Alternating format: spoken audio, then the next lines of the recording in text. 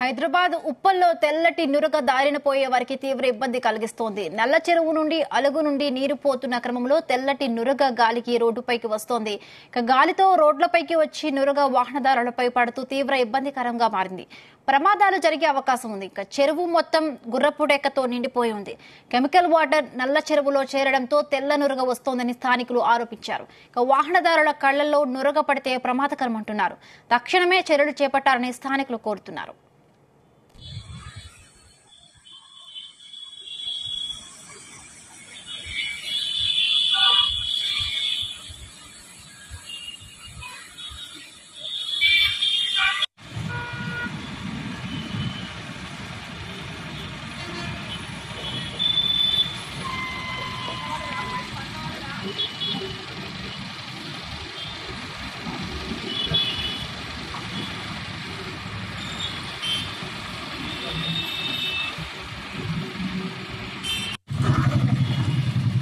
మాట్లాడతారా దాని గురించి?